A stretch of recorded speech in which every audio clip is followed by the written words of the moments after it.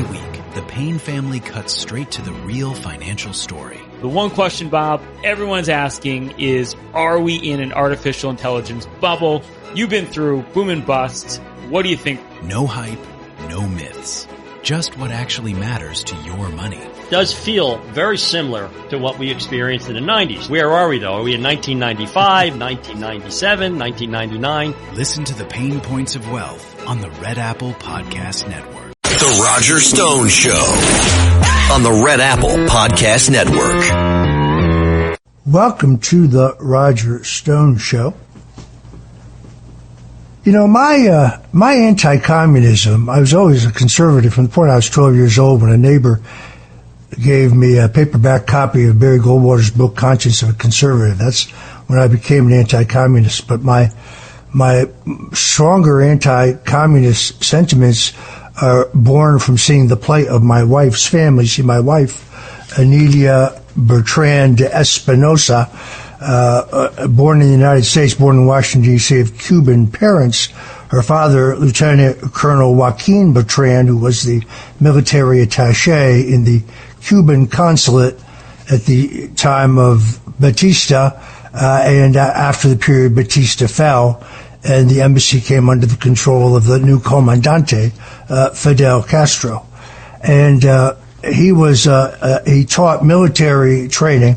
He was ordered to return to Havana for briefings, and he was packed to go home because he was still wearing the uniform when a friendly CIA man knocked on the door the night before he was to leave, and he was told not to return to his home country of Cuba because his name was on a list of those who would be eliminated by the communist Castro regime. I would later learn in declassified documents surrounding the Bay of Pigs that Lieutenant Colonel Joaquin Bertrand was among those who had earliest suspicions about Castro not being a modern-day Robin Hood, as the New York media called him, not the George Washington or Abraham Lincoln of his country, but a brutal communist diplomat. So he, of course, only spoke Spanish. His English was limited. To do his functions, he spoke in Spanish. He lost his home, all his bank accounts, his insurance, everything he owned was in his native country of Cuba. He subsequently became a printer, a house painter, and yes, a fuller brushman in the efforts to support his wife, my wife, and her sister.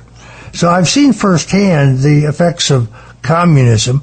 They remain fierce critics of communism, particularly in this hemisphere. It turns out that maybe the Monroe Doctrine should be renamed the Don-Roe Doctrine after President Donald Trump, who I think has made it very clear and will make it clearer that foreign interference in our hemisphere, communist interference backed by Russia, backed by China, backed by narco dollars, is not going to fly in this hemisphere, not in Venezuela, not in Honduras, where the nationalist candidate won that election, has been declared the winner, but it's unclear whether the pro-Marxist narco-trafficking current Libra government is going to leave peacefully. Donald Trump pulled off a near miracle when he pardoned the former president of Honduras, Juan Orlando Hernandez, because Hernandez had very clearly been framed. This was a deal in which Hernandez, as president, signed the first extradition treaty. The two biggest narco-terrorists and multiple murderers who were sent to the United States went on trial and were convicted. And then the Biden Justice Department let both of them walk on long sentences in return for false testimony against Hernandez to frame him for drug trafficking. The evidence against him is flimsy and political. So, yes, the president did the right thing. Some critics have said, well, Trump went after Maduro because he's a narco-terrorist and a narco-trafficker. How is that not hypocritical given his pardon of Hernandez? I just ask anybody to look at that flimsy case. Here's what the president had to say. You said that Maduro is responsible for drug trafficking. You recently pardoned the former president of Honduras, who was convicted of many drug trafficking. Can you explain how these two situations are different? And would you ever pardon Maduro? I endorsed, as you know, the winning president, the man who won in Honduras. I endorsed the man who won in Chile. I endorsed the man who won in Argentina. And we are doing very well with that whole group. What the man that I pardoned was, if you could equate it to us, he was treated like the Biden administration treated a man named Trump. That didn't work out too well for them. This was a man who was persecuted very unfairly. He was the head of the country. He was persecuted very unfairly. And there are a number of them. And we felt that it was a very unfair situation that happened to him. He's also a party member of the man who won. So obviously the people liked what I did. And one of the reasons that was done is because of the fact that the party in power felt very strongly that that man was treated very badly. I studied it very quickly, and then I studied it in great detail. I went to a lot of the people standing behind me, and they felt that that man was persecuted and treated very badly. That's why I gave him a pardon. What that really means is, because you can't see this visually, the Attorney General, the FBI Director, and the Secretary of State were all standing with the President, meaning they've all reviewed the case of Juan Orlando Hernandez, who was a victim of the same kind of lawfare they used against Donald Trump in New York and Washington and South Florida, the same kind of lawfare they used against me, against my good friend General Flynn. In the meantime, the president has other problems he's got to pay attention to. Very recently, he said on social media that if Iran starts persecuting and killing its citizens, that the United States would step in. To talk about the situation in Iran, actually later on today's show, former New Jersey Senator Bob Torricelli, who was a longtime member of the Foreign Relations Committee, longtime member of the Senate Finance Committee, serving also on judiciaries and rules. He's the man who essentially wrote the Cuban Democracy Act, which is the embargo on Castro. Bob would be an anomaly today, an anti-communist Democrat, but he's going to join us to talk about the democratic resistance in Iran, where he's a long-spoken champion of democracy, not a return to the monarchy for Iran if the mullahs should fail. So what was this really all about? I mean, Trump is... he's really very clear. He's made it very clear that it's about oil, but that's not just greed for us to take control of the oil. Our getting control of this oil supply is very bad news for Russia and China, the two people who are financing, to a greater degree, China, the drug trafficking in our hemisphere. Drug trafficking taking place from both Honduras and Venezuela. The Venezuela operation just got shut down. But I would argue that once again, Trump he projects American power in a very controlled way. In other words, this is not George H.W. Bush storming into Afghanistan or Iraq. This is not Iraq, where we have boots on the ground and many are commitments. These are surgical strikes. Reminds me of when Trump, to kind of bridge the gap between the neocons in our party, who are still quite influential, unfortunately, but who want to get in every foreign war. I'm not going to name any names, Lindsey Graham, and those in the more libertarian anti-war tradition. Trump was elected as an anti-war candidate. I reject the idea that this is about regime change. This is about cutting off oil to our worst enemies, bringing the price of oil down, cutting energy costs even further for Americans. It's brilliant from that point of view. And it cannot be disputed that Venezuela was no longer a country. It was just a drug-running hub. It was a mafia-run hub. And they were importing hundreds of thousands of dollars of cocaine death into the United States of America. And it's not analogous in any way to what happened with Hernandez. The Trump administration achieved probably one of its most decisive foreign policy victories by capturing the Venezuelan communist dictator and the narco terrorist, Nicolás Maduro, in a precision military operation that underlines the hegemony of the American military in the Western Hemisphere. Maduro and his wife were flown to New York following a classified raid and carried out by the U.S. Delta Force after evidently months of regional pressure and naval deployments. He now faces charges tied to international drug trafficking and collaborating with violent gangs designated as terrorist organizations, which will be a likely open and shut case considering the amount of evidence implicating Maduro in these crimes, although I would point out, I do not understand why he was charged in New York and put under the control of a governor and a mayor who are hostile into a very biased judiciary system instead of being put on trial in Miami, where the indictment could certainly have been transferred by the Justice Department with a much greater chance of a fair verdict and a fair trial, or a balanced, non-political trial. In which case, I think he would very much be removed. But so who's unhappy about all of this? It's very interesting to see. China's unhappy. They're losing oil, and that's not good news. Cuba's unhappy because these are their compadres. They undermine U.S. Sovereignty by letting Cuba continue to be a supercharged, a very high-tech spy station on the American people. Biden knew this, did nothing about it. The Trump administration is certainly aware of it. They also have missiles on the Cuban island. They are theoretically defensive missiles, but with a few minor programming tweaks, they can become offensive missiles, making this no different than 1962 when the Russians placed communist missiles on that Cuban gulag. So there's a lot more at hand regarding Venezuela. And, of course, the biggest question of all is what comes next. Many thought that Maria Corina Machado, who many consider the winner of the last Democratic election, who they believe was cheated and who went into hiding, was given the Nobel Peace Prize.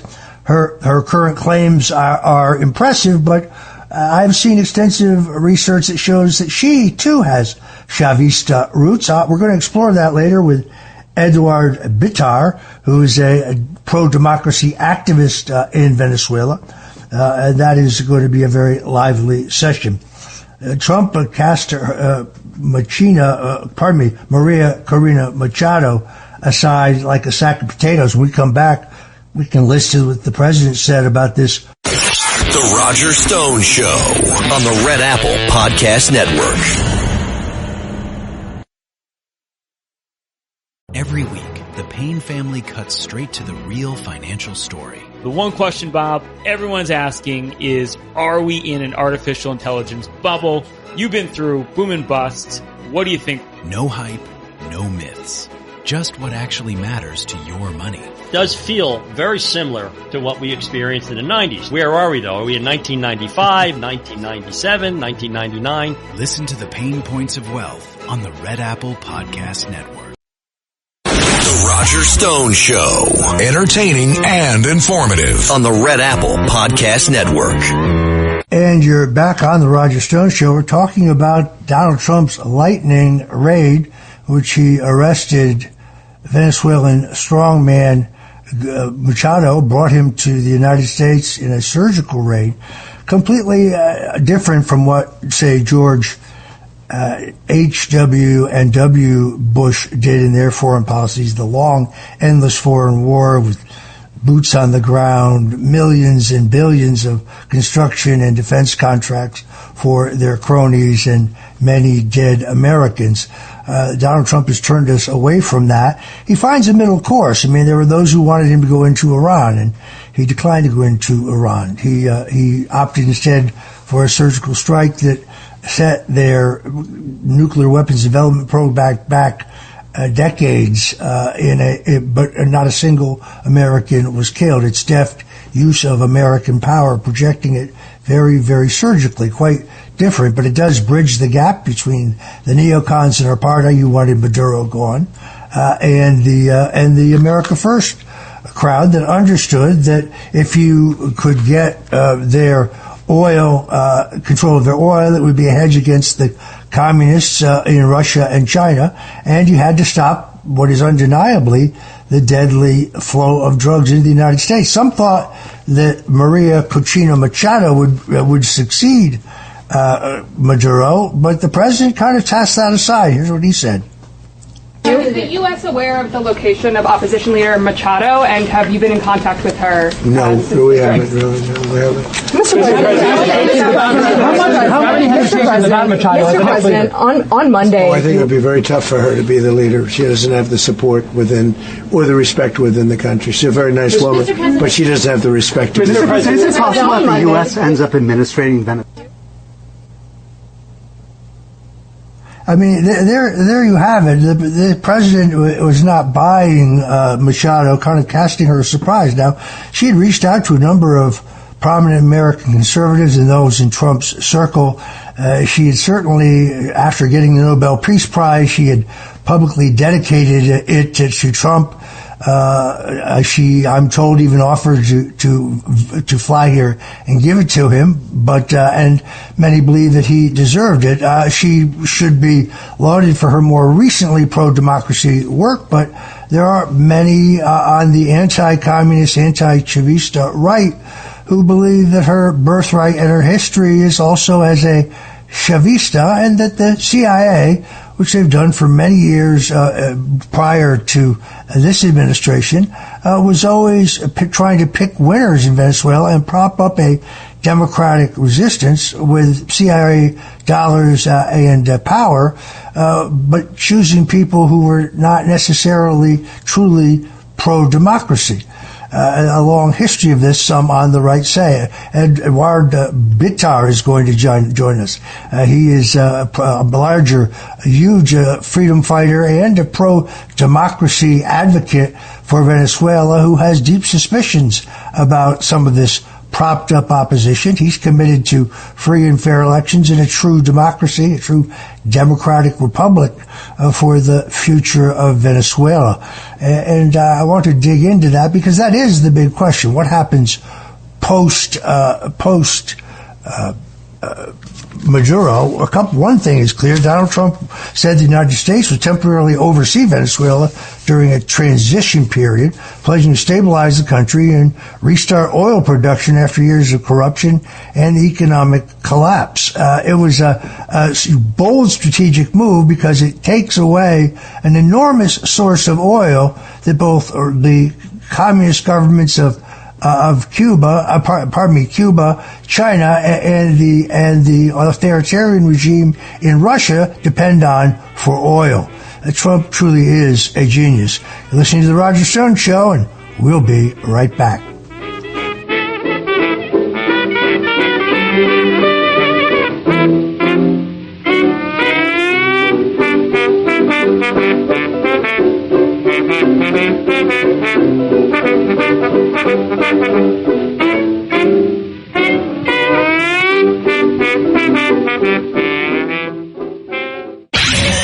Roger Stone Show on the Red Apple Podcast Network. The Roger Stone Show, entertaining and informative on the Red Apple Podcast Network. Welcome back to the Roger Stone Show. We're digging in even deeper in this extraordinary late night, early morning mission in which Donald Trump, with military precision, using U.S. Army Delta Force and with no leaks. It's interesting, Hakeem Jeffries complained that he had not been informed in advance, which the president is not legally or morally required to do. There are some stories that say that Jeffries had suspicions that Trump was about to do something and may have tried to warn Maduro anyway. I have not confirmed that.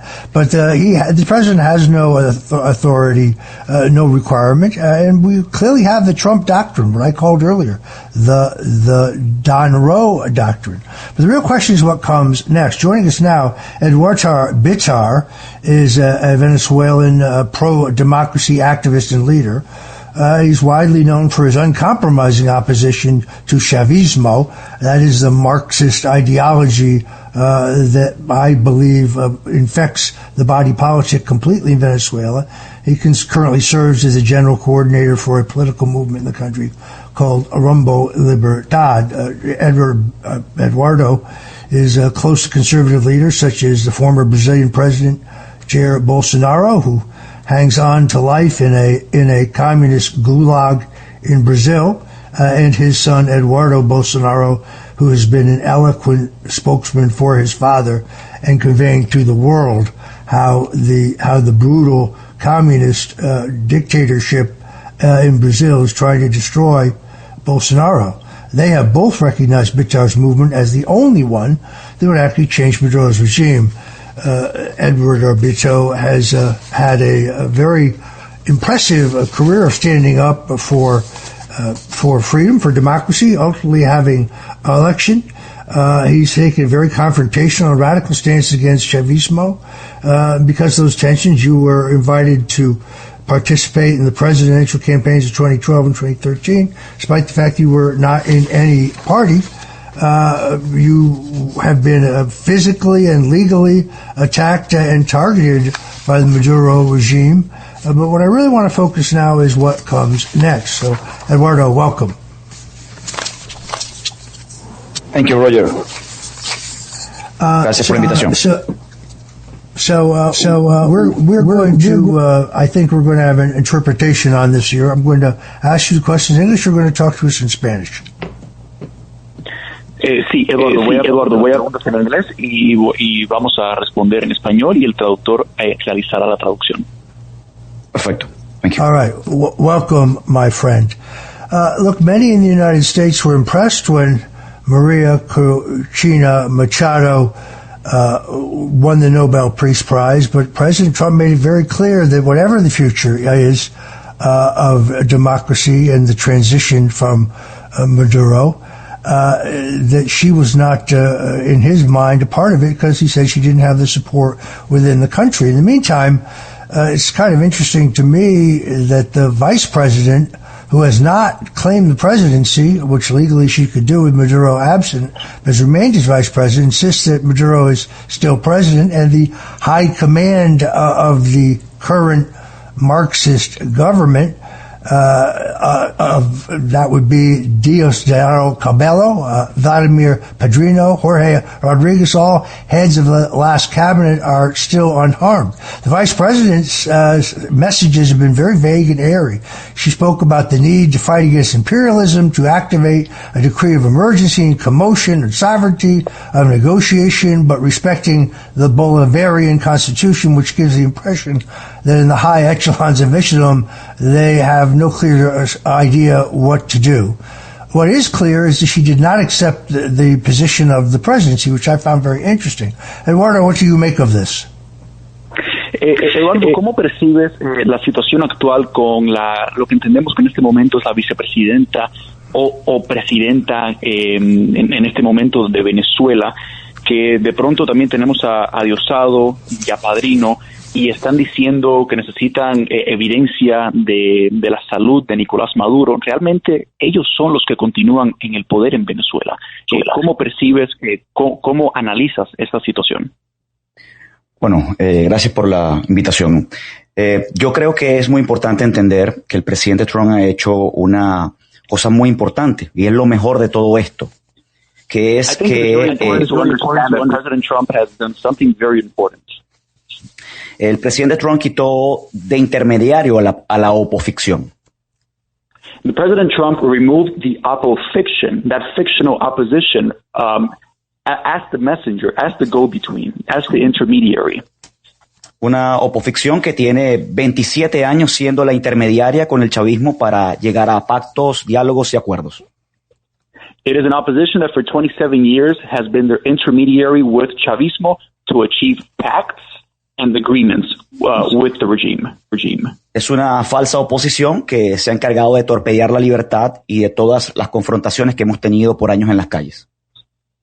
It is a false opposition that for 2 decades has been in charge of opposing any grassroots momentum against the regime. Por eso creo que la actuación directa del presidente Trump, quitando del medio a todos estos interlocutores, intermediarios, es lo más importante que ha ocurrido acá. That is why I believe that the most important action that the President of the United States has taken is the removal of these so-called opposition. They're really intermediaries, and they are an obstacle to the freedom of Venezuela. Ahora, como tú lo decías, es muy importante entender que no ha habido un cambio de régimen, no ha habido un cambio de la estructura narcotiránica en Venezuela, y hay que removerla. As you mentioned, Mr. Stone, that there has not been a regime change. There has not been a change in the narco-dictator political, we can call it, structure of the country. Ahora se ha dado un paso muy importante para que ahora se produzca en Venezuela una guerra de tronos. Now we have taken an important step within everything that's going on, so that there is a battle for the throne in Venezuela. Es muy importante que se pueda entender que en Venezuela existen dos estructuras desde la llegada al chavismo al poder del lado del chavismo. It is very important to understand that in Venezuela there are two political power structures, and they are both inclined towards chavismo in Venezuela. El régimen cubano siempre anheló tener el poder en Venezuela y lo ha tenido a través de Maduro. The Cuban regime always backs the opposition and the so-called opposition and the regime, of course, in Venezuela. Entonces es claro que Maduro respondía directamente al régimen cubano, y hoy el poder ha vuelto a las manos del chavismo originario que llamamos 4 de febrero. So it is very clear that Maduro responded to Havana, to the Cuban communists, and today chavismo has inclined itself to the February 4th movement, sort of the original chavistas.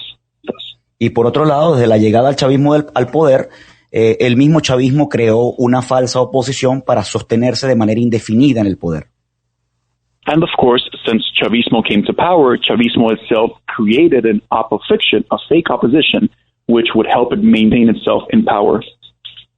Entender que es una misma estructura de donde proviene Manuel Rosales, Enrique Capriles, Antonio Ledesma, Leopoldo López, María Corina Machado. It is one same structure from which Ledesma, Juan Guaidó, Enrique Capriles, and María Corina Machado herself all come from and are part of. Exacto. Let me say, this is not different than the way the neocons infected both the Republican and Democratic parties. So they had their way on foreign policy with Hillary Clinton, and they had their way with foreign policy with the Bushes. It was endless foreign war, plunder for American defense contractors, and lied us into war in Iraq and supported it on a bipartisan basis. So it is the same. It is very much the same. Where you're claiming there is a ruling elite, the Chavistas. In fact, all these oppositions, and the CIA backs. They try to make the opposition so the opposition is controllable. They're using our tax dollars to prop up somebody who's actually not committed to democracy and free elections. I salute you, Eduardo, because you have a long history of activism. As a pro-democracy speaking, you were brutally attacked by members of a motorcycle gang of the ruling party's youth wing, thugs. Your motorcycle was burned. You were held captive for several hours. In 2017, after a decade of pro-democracy, pro-election advocacy and political organizing, you were forced to leave the country due to the political persecution. Shortly after you left your home country, the Maduro regime requested Interpol to release a red notice that they were charging you with terrorism. So you have been on the front lines of the opposition of Chavismo and the socialist opposition, which hides itself in all of the institutional political players. So I salute you for your commitment to real democracy and a real election. When you say battle for the throne, what you mean is that Venezuela needs to have a stable, free, and fair election system of true democracy that is not infected with one political ideology that is the repressor of freedom being in control of both parties. Sí, Eduardo, si las elecciones nos sirven bajo una tiranía criminal, ¿cuál entonces es tu verdadera solución y en qué se diferencia de todos los intentos fallidos del pasado? Bueno, eso es una pregunta muy importante porque nosotros tenemos un plan perfecto para eso que tiene que entenderse en esta situación. We have a very important plan which should be understood in a lot of detail. Eso significa que estamos planteando la segunda independencia de Venezuela. This means that we are forging Venezuela's second independence. Lo que tiene que entender el gobierno de los Estados Unidos es que Venezuela es un territorio ocupado. What the United States government needs to understand is that Venezuela is an occupied territory. No existe ningún tipo de normativa, de legalidad, de instituciones en Venezuela. There are no institutions and there is no legality in Venezuela. Todo es una estructura del crimen y de una cantidad de elementos importantes que deben ser desplazados del poder. These are all elements of crime. Y lo que creemos realmente acá es entender que Venezuela no es un estado, Venezuela no es una república y que debemos restaurarla. What we have to understand here is that Venezuela is not a state, Venezuela is not a republic, and we must restore Venezuela. Si entendemos esto, sabemos que tenemos que instalar en Venezuela una alternativa real, una alternativa que se diferencie de lo que hemos tenido hasta ahora y podamos tener un gobierno especial en Venezuela. If we understand this, we understand that we have to have an alternative to what we have had so far in Venezuela. In other words, we need to have a real government. Ese gobierno debe tener una misión especial, una misión de entenderse con el gobierno de los Estados Unidos de manera perfecta y sobre todo de pacificar el territorio. That mission of that new government should be a mission of pacifying the territory and of having perfect communication with the United States. No ha existido hasta hoy dentro de la política venezolana una persona que ha tratado por años de acercarse al personal, a la gente del presidente Trump, como lo he hecho yo en los últimos tiempos desde que salí de Venezuela en 2017. Since 2016, there has been no one who has tried to have that connection with the U.S. government, with President Trump in this regard. Mi misión clara ha sido evitar que se cometan errores sistemáticos. My clear mission has been to make sure that systematic mistakes do not continue happening. Desde el 2017, la persona pionera en entender mi narrativa fue Eduardo Bolsonaro. The pioneer in understanding my narrative since 2016, 2017 was Eduardo Bolsonaro, the son of former Brazilian President Jair Bolsonaro. Nosotros dijimos claramente que no íbamos a reconocer a Maduro. Eduardo, una pausa. We'll be right back to finish this scintillating conversation. Don't go away. Listen to The Roger Stone Show. The Roger Stone Show on the Red Apple Podcast Network. The Roger Stone Show on the Red Apple Podcast Network. It is a page of history. President Donald Trump said the United States would now temporarily oversee Venezuela after he took down the narco-terrorist, communist, Chinese, and Cuban propped up Maduro in Venezuela.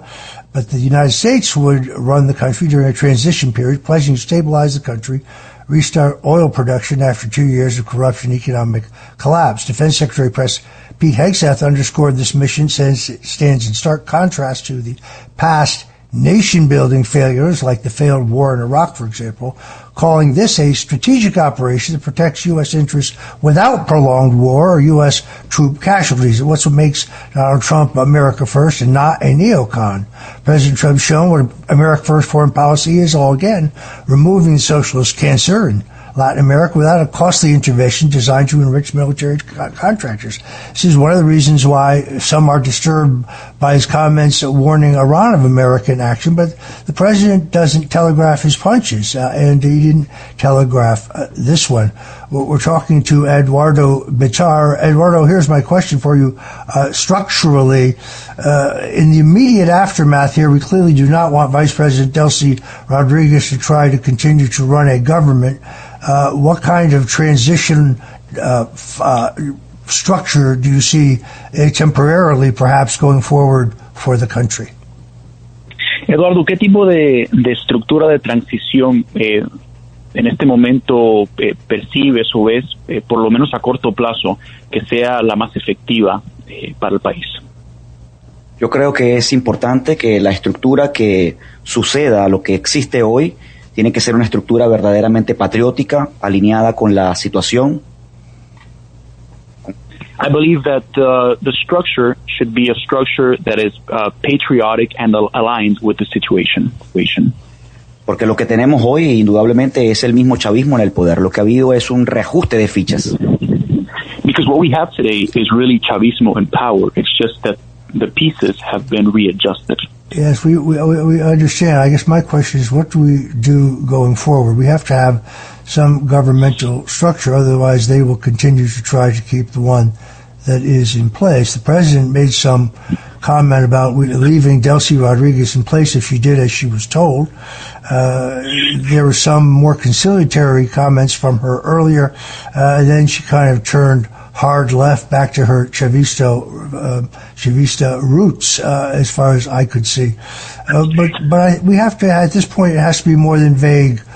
It has to be more precise. The real question is, how quickly can the country get to a fair, free, and honest democratic election to choose its future leadership? To me, that's the fundamental question, and anything the Trump administration does to transition has to set up the structure to make sure that happens, as well as, yes, it is about the oil.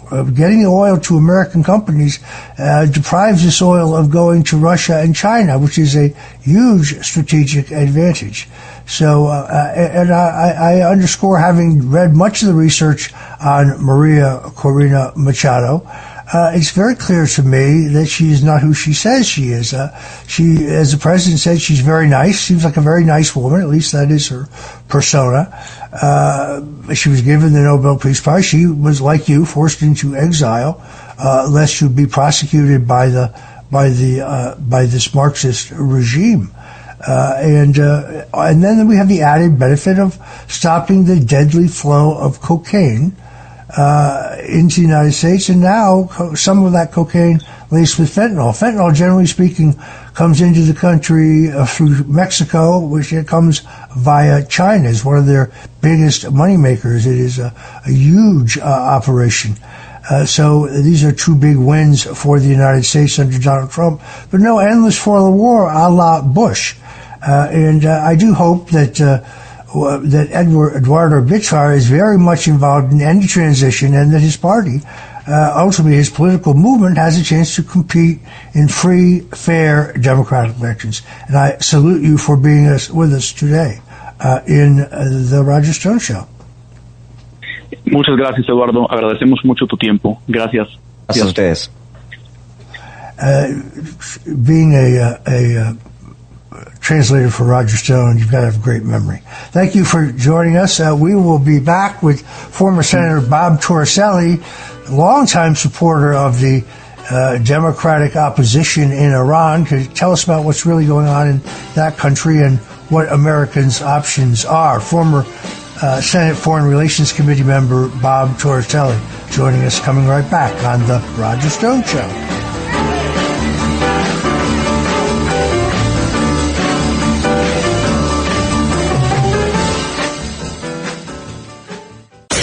The Roger Stone Show on the Red Apple Podcast Network.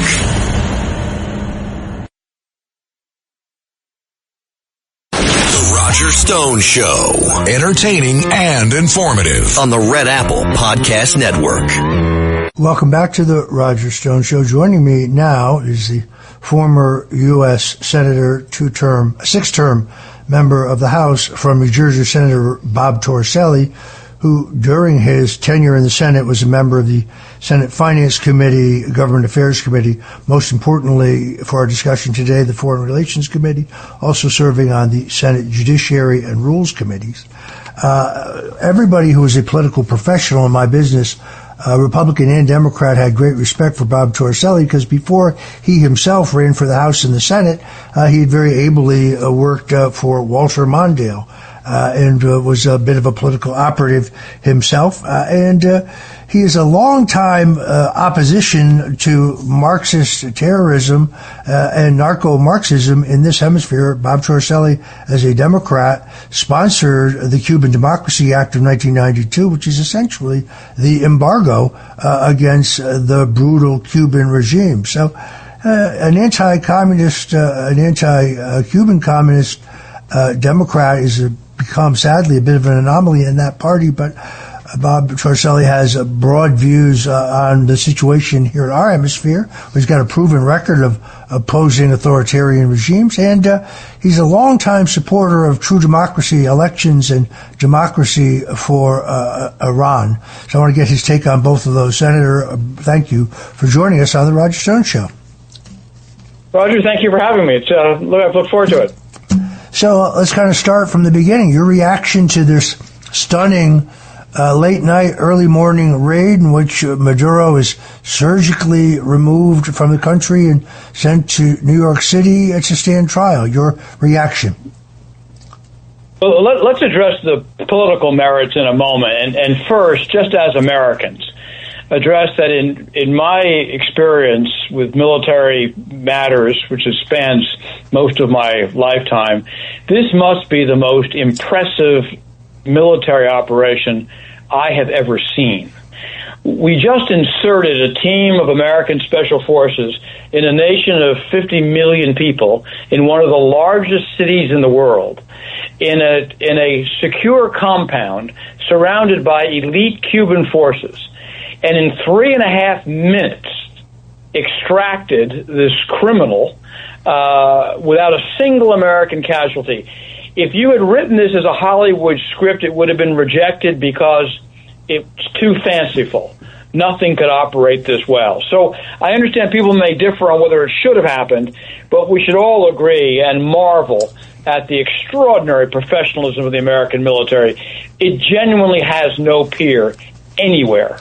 The most interesting thing here, of course, is no leaks. I mean, the current Democratic leadership is complaining that they were not advised in advance of this precision military event, but this no leaks policy, I think, was crucial for success. Well, let me address that, because I've been on the other side of that argument many times, and I do believe that it generally administration should at least consult with the congressional leadership for national unity and support.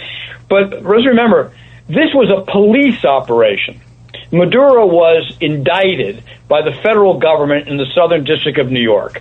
The Justice Department does not consult with political leadership before making an arrest. The military was in a support role here. This was law enforcement, not an invasion. So with all deference to my Democratic colleagues, their argument makes no sense. Yeah, that is a very strong point you make. It's a kind of amazing. The new mayor of New York City called the president to express his displeasure with the arrest. Bernie Sanders says insists the Monroe Doctrine is dead and that the president had no authority to do this. They all mumble about international law, but I think that the president was within his legal rights here.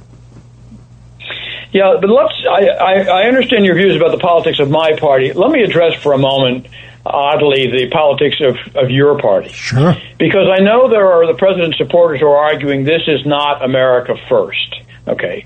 America first cannot mean that we take no action outside of our borders. 100,000 Americans are dying every year from narcotics. America first can't mean that you can't go outside of our borders to stop the flow of narcotics. 8 million refugees have left Venezuela. Hundreds of thousands, including many criminals, to the United States, flooding our cities, causing all kinds of fiscal and law enforcement problems.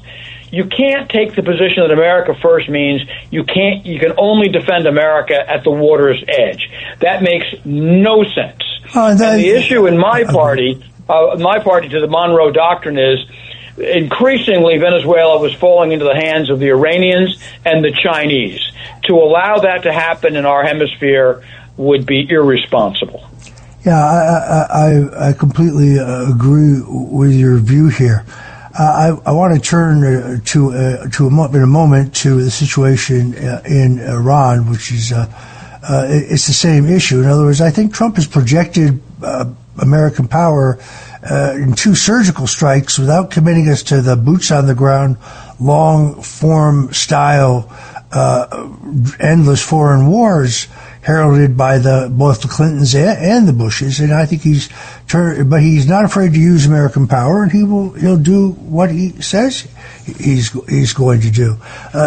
So it is about oil in the sense that getting this oil out from under the control of the Chinese and the Russians is a stunning blow to them. That is a foreign policy masterpiece. And yes, American companies are likely to make money on it, but better than have it in the hands, particularly of the Chinese communists. And oil that is being used to fund terrorism. Hezbollah isn't making money from bake stands. They're getting this money, and other terrorists are getting this money from the Iranian government from oil proceeds. So there's a direct link. Listen, I understand the hesitation for these foreign involvements. The single worst vote of my life is I voted for both Persian Gulf Wars. The first one I make no excuse for. It was the right thing to do. The second one, I don't know if I would have voted for me for re-election. It was an awful, awful vote, and I'm very sorry that I ever cast it. But because we were wrong in the second Persian Gulf War, doesn't mean that all foreign involvements are wrong. The surgical strike on Iran at least pushed back their ability to have a nuclear weapon. That is directly in the security interests of the United States. It probably stopped some of their funding of terrorist organizations. Where we can do these surgical strikes on Iran, both to destabilize it, if it does anything to help take the Ayatollahs out of power, and now in Venezuela, if we can do it in these limited operations without spending vast amounts of capital and human blood, we should do it, and we are. Yeah, I guess I would argue that the administration has delivered exactly where they said they would. Some in the Bush kind of globalist wing of both parties should see the stark difference between this and regime change. In my view, this is not regime change. In defense of your vote for the second Persian Gulf War, in all honesty, you had the vice president and the national security advisor and the Secretary of Defense all assuring you that Iraq had weapons of mass destruction, that they had one more, Roger. One more. Not just the CIA, not just the Defense Department, not just the Vice President, but something else in my party which had enormous weight, the New York Times, which in my judgment has never sufficiently apologized to the Congress or the country for their 6 front-page stories alleging weapons of mass destruction that had enormous influence on that vote and was reprehensible. I mean, as we unfortunately now know, Vice President Dick Cheney really calling the shots, basically lied this country into the war with cheerleaders like Bill Kristol, his then chief of staff, outspoken neocon. And they not only lied to us about whether Saddam Hussein had weapons of mass destruction or the things he needed to make them, they also kept insisting that Iraq had somehow been involved in the 9/11 attack they claimed hit the United States, which is a complete fiction. I don't use the word lightly. It actually was criminal. But what's important in this moment is that mistake, like the mishandling of Vietnam, cannot have the United States retreat into a cocoon where we cannot defend our interests. I fully agree that there's a high bar for foreign involvement. It must involve the strategic interests of the United States. But at the moment, removing the Chavez Maduro regime, given what's happened in immigration, what's happened in narcotics, what's happening in oil, what's happening to the destabilization in Latin America, is directly in American interest. And I think, Roger, what people are missing is this was so well done, with such ramifications. The pressure now on the regime in Cuba is going to be overwhelming. The Cuban government stands in power only because of free Venezuelan oil. It is now gone. And I can assure you in Tehran that the Ayatollahs didn't sleep well last night, and my guess is they're going to sleep in different beds in different houses every night. This was heard, and it will have an effect on their military operations against American and Western interests. And to those brave people on the streets of cities all over Iran who are taking a stand, they're taking a stand. They're not asking us to. They're dying, not us. The fact that we're willing to stand up to this kind of tyranny is a real shot in the arm. And I feel so good about what this must mean for bolstering the spirits of people who want to take down the Ayatollahs. Yeah, it is really extraordinary if you see what's happening on the ground. Of course, it doesn't get the media coverage it should, but the protests against the brutal regime about the economic conditions and the quality of life in Iran are bubbling over, and the regime is having to deal with it both from a control point of view and a public relations point of view. It's very encouraging to see these brave people fighting, but the real question is what comes next. Some say that the son of the Shah should be the next leader of the country. I think going from theocracy to monarchy would be a mistake, but when I say that, I would just say the Shah's son in the House of Pahlavi has many trolls and bots. It's a stunning thing. But when we come back, I'm going to talk to Senator Torricelli about the future of a The Roger Stone Show on the Red Apple Podcast Network.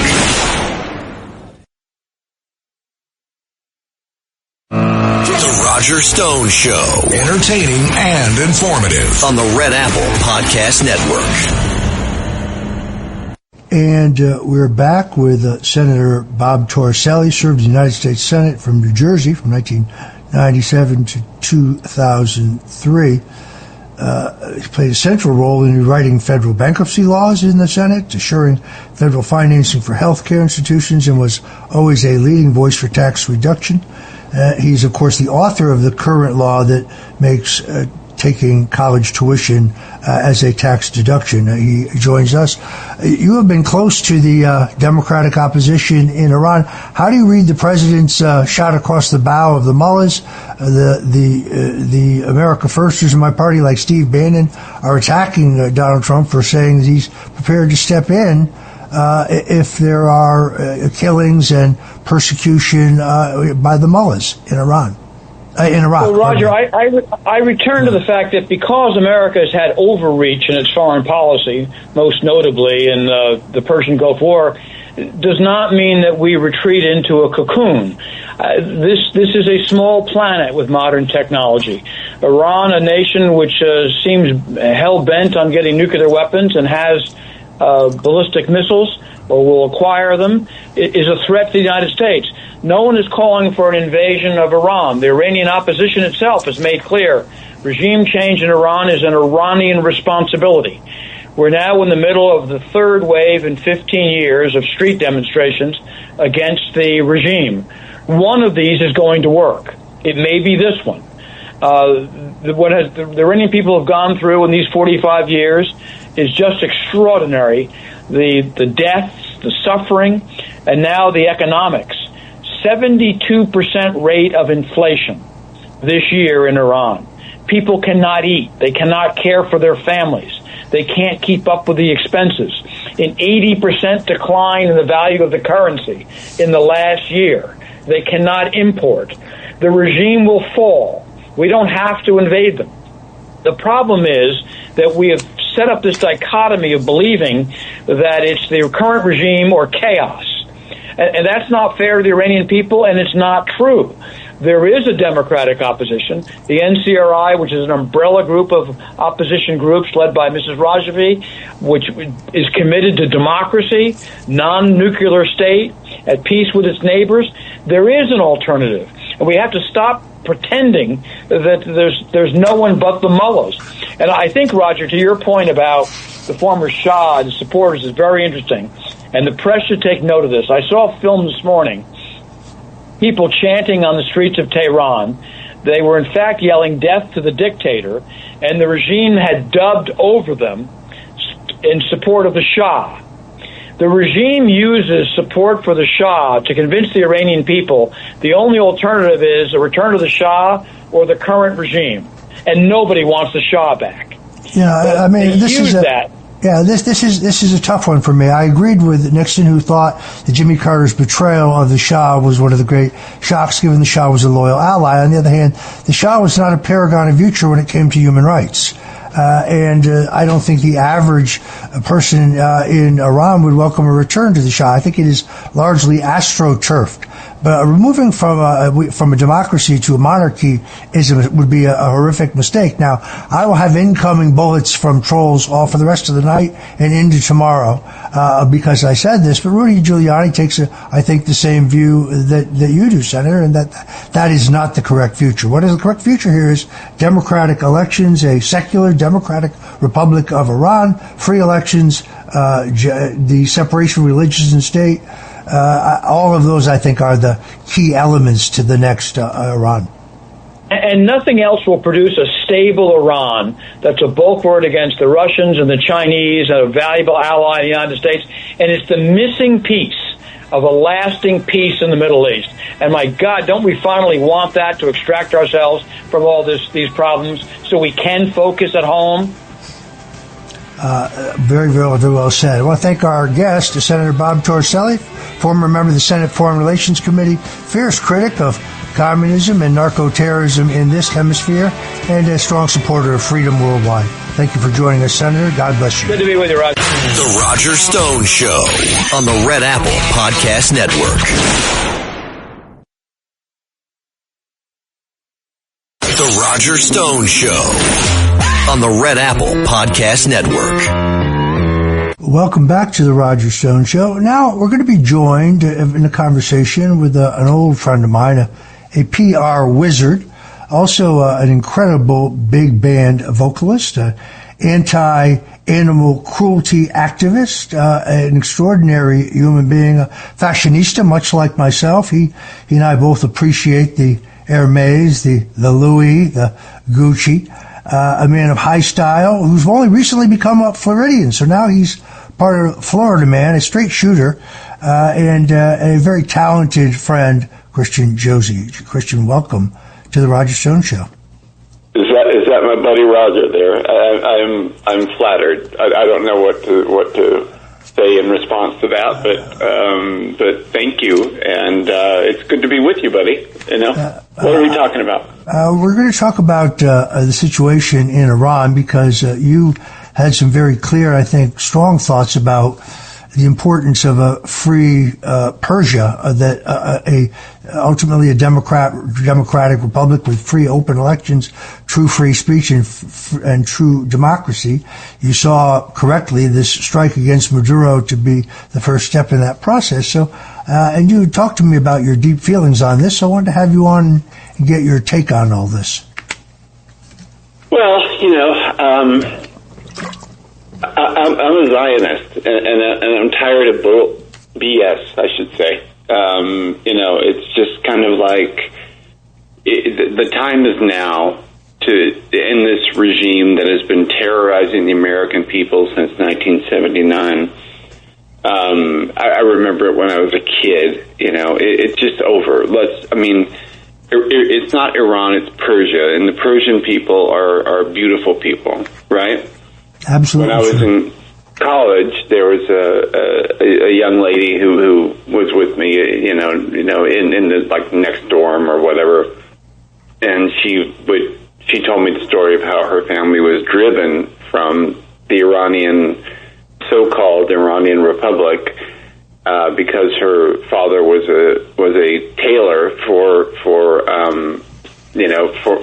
the Shah, right? Yeah, so when the mullahs took over, you know, they literally tried to kill everybody, and I saw the bloodstained shirt. And you know, I think if we can change the regime at the moment, we can really change the world, and that's my take. Yeah, I agree with that. Look, I think it's important to recognize that under the Shah, you had a very cosmopolitan, and kind of a very economically strong country, where women had rights, and where there was, where the quality of life was very strong. The Shah was brutal on human rights. We recognize that, but they were also loyal allies to the U.S. That's why I agree with Nixon when he said that Carter's betrayal of the Shah was a mistake. But that does not mean that I think the country now should return, like through some birthright, to the Shah's son. There's a very substantial movement supporting that. How much actual popular support it has on the ground in Iran is really open to question, in my opinion. I get all the bots and the videos and so on, but I don't know that it's real. There's also the MEK, which holds itself out to be a democratic resistance. I have some concerns about whether they really support their stated political goals of a secular democratic republic in Iran, free elections, political pluralism, gender equality, separation of religious and state, abolition of the State Department. But there is some real question whether they're real, whether they are really committed to a secular democratic alternative, or whether they really are compromised by the current regime.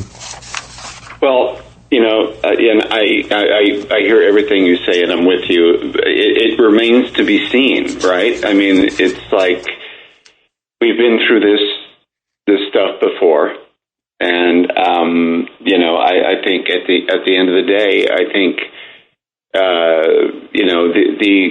there's an end of an era here, where you can't behead women for wearing hijabs. You can't, or for not wearing hijabs. You can't behead homosexuals. You can't, just mess with people all the time.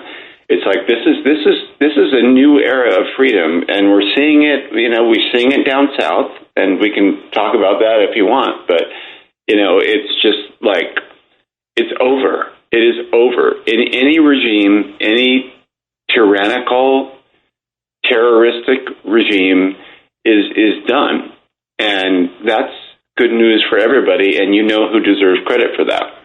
Yeah, no, this was an incredibly stunning move by Donald Trump, but once again, it's the limited use of power, it's the surgical use of power, unlike the Bushes, who gave us endless foreign war and hundreds of thousands of troops, mass casualties, but billions of dollars, to our cronies. I never understood how, as vice president, Dick Cheney could take his Halliburton stock, because he was the head of the company and he knew what he owned, and put it into a blind trust. But if it's in the trust, how does it blind? And Halliburton gets multi-billion-dollar contracts from the illegal, false-based war in Iraq. Do you want to hear, though, the most beautiful thing? I mean, we were involved, obviously, in Venezuela, and we all know that story, right? But the most beautiful thing about what's happening in Tehran is we have no involvement in this. We are not on the ground. We don't have ships. This is all about the people pushing back. And let it happen. Particularly given the brutality of the regime. These are very, very brave people.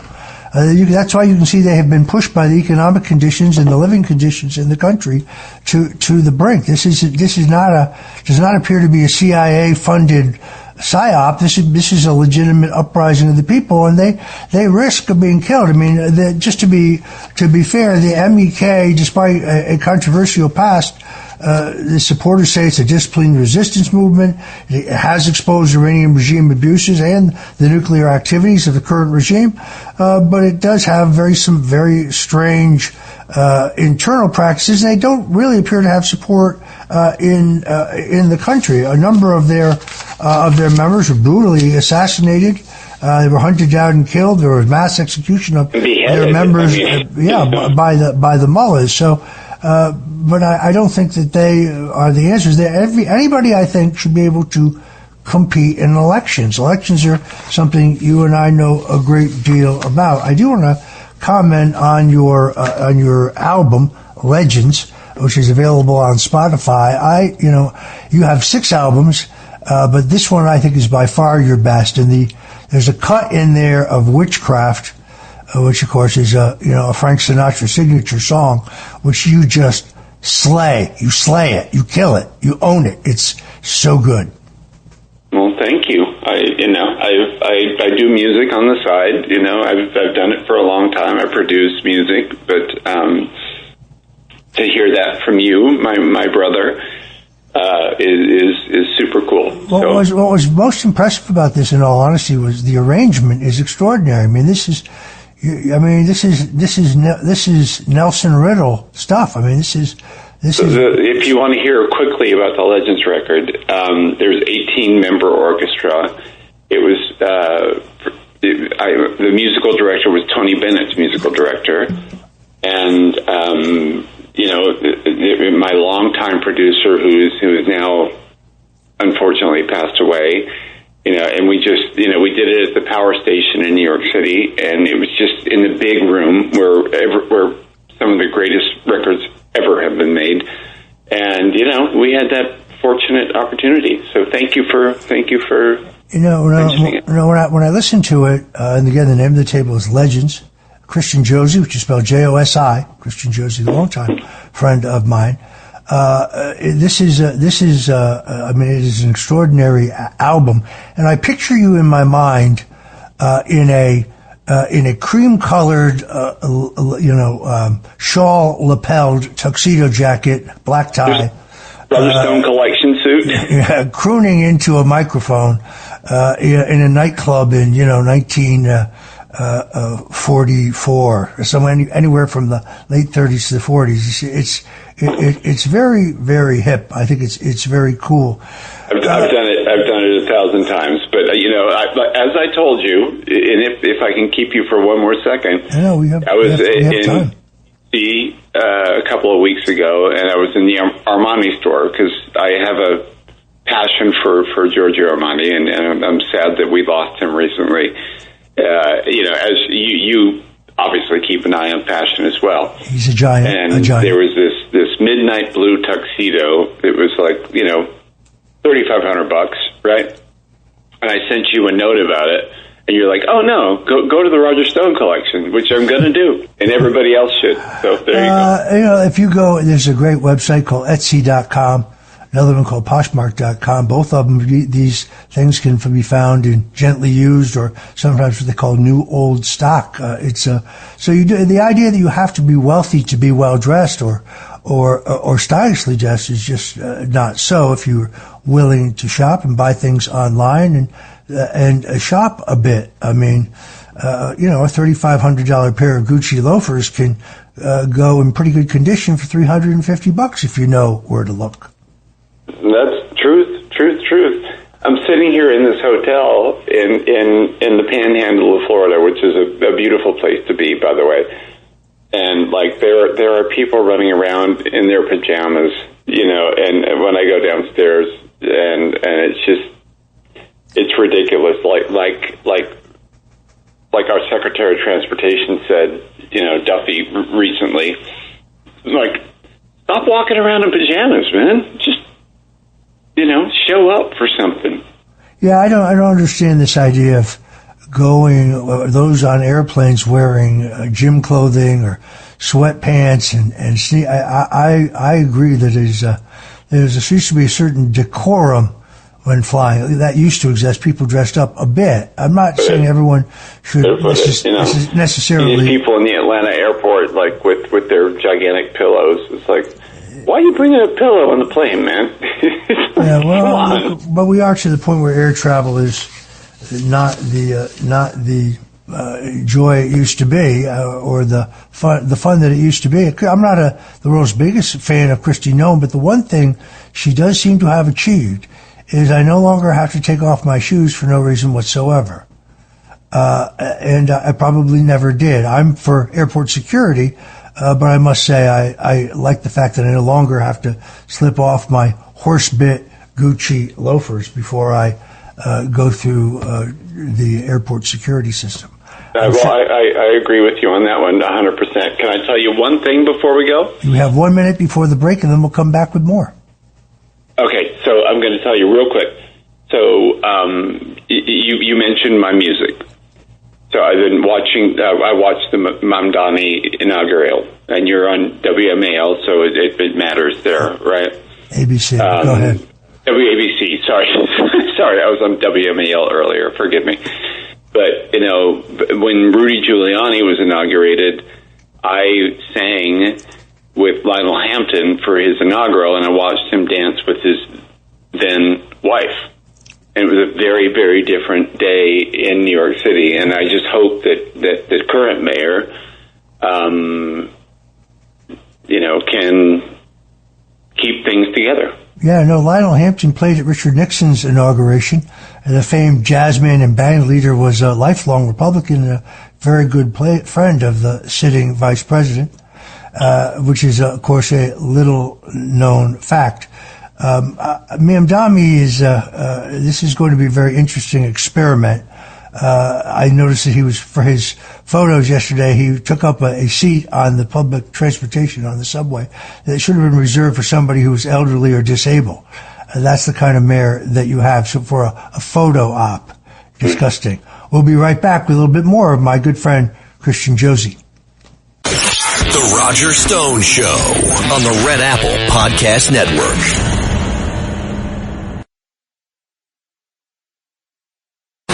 Roger Stone Show. Entertaining and informative on the Red Apple Podcast Network.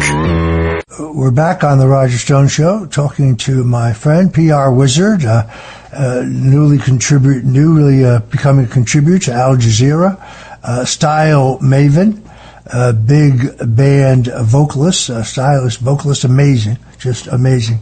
Very talented fellow. Now living in the congressional district of my good friend down there, Jimmy Petronas. Jimmy Petronas was a real bulldog, a watchdog for the taxpayers as the state CFO, and won that seat after my other friend Matt Gaetz resigned from the Congress to shortly vie for the position of Attorney General, then land over at OAN, where he does a great show.